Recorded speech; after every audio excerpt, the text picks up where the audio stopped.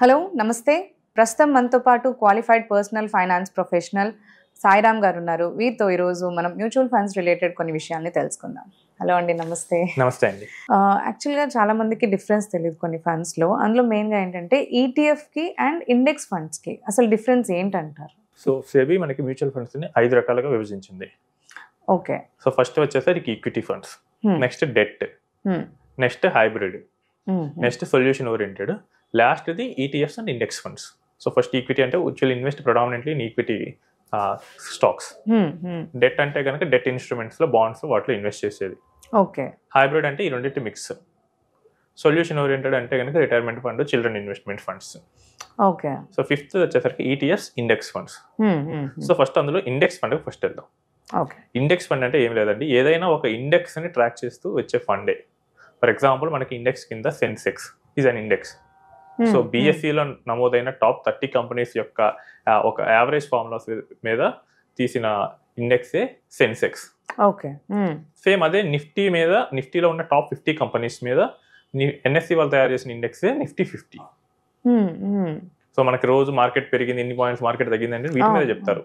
So Sensex పెరిగింది అంటే కనుక ఆ టాప్ బిఎస్సిలో లిస్టెడ్ అయిన టాప్ 30 కంపెనీస్ వాటి వాల్యూ పెరిగితే కనుక కంబైన్డ్ గా సో మనకి మార్కెట్ పెరిగినట్టు.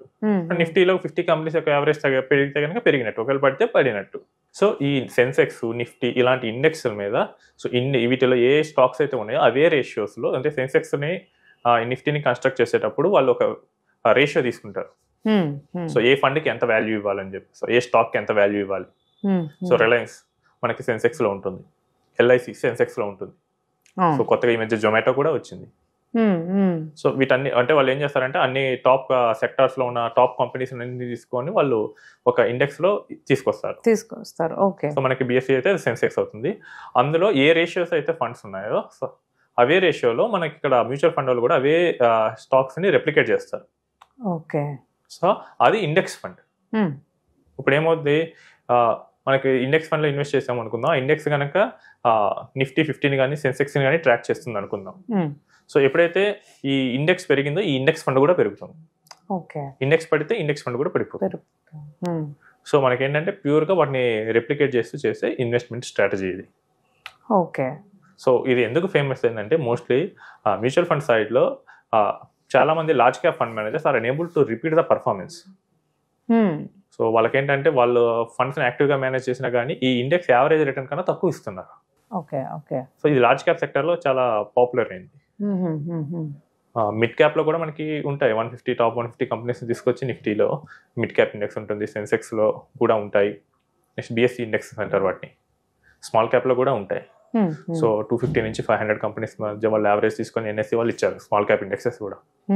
ఇండెక్స్ మళ్ళీ ఐటీ సెక్టార్కి ఉంటుంది, రియాలిటీ సెక్టార్కి ఉంటుంది. సో ప్రతి సెక్టార్లో ఏదో ఒక స్టాక్ ఎక్స్చేంజ్ దాన్ని కన్స్ట్రక్ట్ చేస్తుంది. Either NSE or BSc.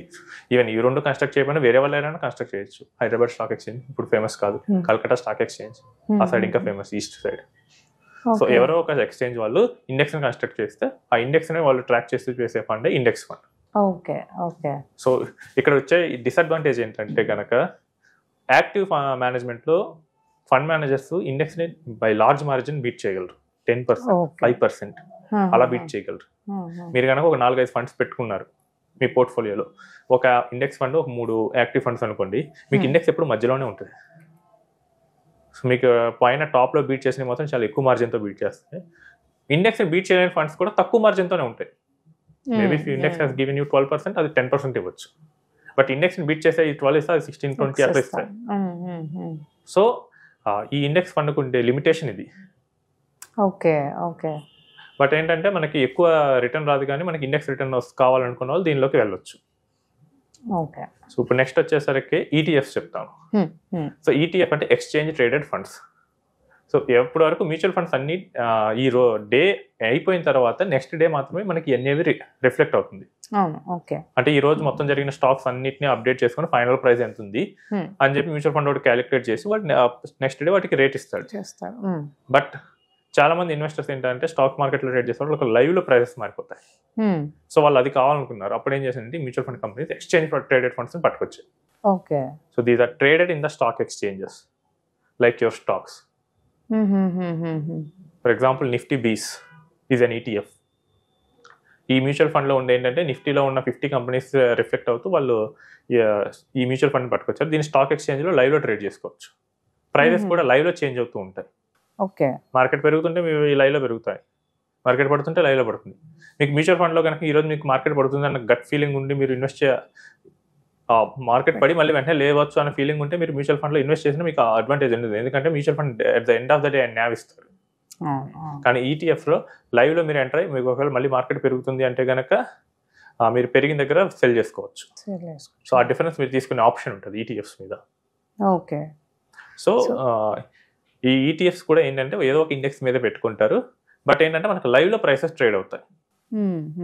So ఈటీఎఫ్స్ని index ఫండ్ని మీరు కొనాలనుకుంటే కనుక మీరు వాటిని డిమాట్లో అయినా కొనవచ్చు, లేకపోతే నార్మల్ స్టేట్మెంట్ ఫామ్లో అయినా తీసుకోవచ్చు. ఓకే, బట్ ఈటీఎఫ్స్ కొనాలంటే మీకు ఖచ్చితంగా డిమాట్ అకౌంట్ ఉండాలి. ఓకే, సో మీరు ఏదో ఒక స్టాక్ బ్రోకర్ దగ్గర అకౌంట్ ఓపెన్ చేయాలి. ఓపెన్ చేసి స్టాక్ మార్కెట్లో లైవ్లో మీరు ఆర్డర్ పెడితేనే అవి ట్రేడ్ అవుతాయి. ఇంకోటి ఏంటంటే మీరు ఇండెక్స్ ఫండ్ని వేరే వాళ్ళకి ఇవ్వలేరు. ఓకే, సో నేను ఇండెక్స్ ఫండ్ కొన్నాను. సో నా ఒక 10 years పాటు ఇండెక్స్ ఫండ్లో ఇన్వెస్ట్ చేశాను. నేను నా కిడ్కి గిఫ్ట్ ఇద్దాం అనుకున్నాను. It's not possible. ETFs possible.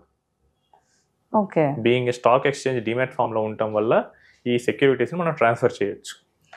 Okay, but ఇవి కూడా ఏంటంటే రిటర్న్ కూడా సేమ్ ఇండెక్స్ లాగే ఉంటాయి. ఒక యాడెడ్ అడ్వాంటేజ్ ఏంటంటే మనకు థ్రిల్ వస్తుంది లైవ్లో ప్రైసెస్ పెరుగుతూ ఉన్నప్పుడు. ఓకే, సో ఆ థ్రిల్ మించి ఎక్కువ రిటర్న్లో మరీ ఏమంత చేంజ్ ఉండదు అంట. మీకు ఇండెక్స్ ఎంత ఇస్తుంది, ఇది ఎంత ఇస్తుంది, కాదు కొంచెం లెస్ ఎక్స్పెన్స్ రేషియో ఉంటుంది. ఓకే, ఓకే, అది తప్ప మీకు హెవీ డిఫరెన్సెస్ అయితే ఏమి రావు. బట్ మీరు యాక్టివ్లోకి వెళ్తే కనుక బీట్ చేస్తే మాత్రం గట్టిగా బీట్ చేస్తాయి. Okay, safest procedure like safest ఏదంటారు? సో సేఫెస్ట్ వచ్చేసరికి ఈటీఎఫ్స్. ఎందుకంటే వాటిలో ట్రాన్స్పరెన్సీ ఎక్కువ ఉంటుంది. సో అంత తేలిగ్గా మీ అకౌంట్ నుంచి వేరే వాళ్ళు తీసేయలేరు. అండ్ ఇంకా ఏంటంటే నేను కావాలనుకుంటే గిఫ్ట్ ఇవ్వచ్చు. మీరు ఇండెక్స్ ఫండ్లో అవి ఏం చేయలేదు, అది ఫ్లెక్సిబిలిటీ లేదు కాబట్టి. కాకపోతే ఛార్జెస్ కొంచెం తక్కువ ఉన్నా కానీ మీకు డిమాట్ ఛార్జెస్ కనుక చూసుకుంటే ఏది తక్కువలో వస్తే అక్కడ తీసుకోవచ్చు. Okay, okay. సో వాటిని బట్టి మనకి కేటగిరీస్ ఉంటాయి. నిఫ్టీ బీస్ అంటారు. సో ప్రతి ఇండెక్స్ తగ్గట్టు దానికి సంబంధించిన ఈటీఎఫ్స్ ఉంటాయి. సో వాటిలో మనం ఇన్వెస్ట్ చేసుకోవచ్చు. టాక్సేషన్కి వచ్చేసరికి both will offer you and equity taxation index మీద చేస్తే, స్టాక్ ఇండెక్స్ మీద. బట్ డెట్ ఫండ్స్ కూడా ఉన్నాయి. Bharat gold bond, sorry Bharat bonds, ఇవేంటంటే డెట్ మీద చేసిన ఈటీఎఫ్స్. ఓకే.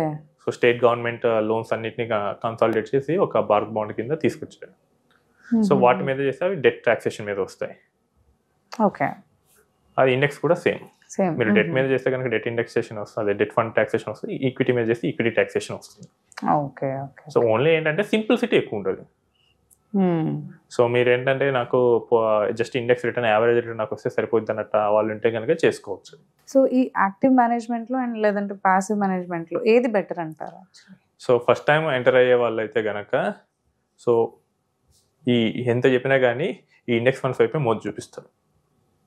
సో బట్ మనకి ఎక్స్పీరియన్స్ పెరిగే కొద్దీ మనకు అర్థమవుతుంది. Okay, okay. So index funds కన్నా మనకి ఎక్కువ వచ్చే రిటర్న్ ఆప్షన్ ఉంటుంది అని చెప్పేసి. సో ఎవరికైతే జస్ట్ ఒక నిఫ్టీ 50లో మాత్రం ఇన్వెస్ట్ చేయాలనుకుంటున్నారో వాళ్ళు ఒక ఇండెక్స్ కానీ ఈటీఎఫ్స్ కానీ వెళ్ళిపోవచ్చు. సో అది దాటి కనుక మనకి యాక్టివ్ స్ట్రాటజీస్ కావాలంటే కనుక you better go with active funds. Okay, okay. So వాళ్ళ రిస్క్ ప్రొఫైల్ అండ్ వాళ్ళ అసెట్ అలొకేషన్ కేవలం నిఫ్టీ 50కి మాత్రమే రికమెండ్ అయితేనే you can go for an index or ETF. So అది దాటి మిగతా దేనికి వచ్చినా కానీ you can go for an active funds. Thanks for sharing. Thanks.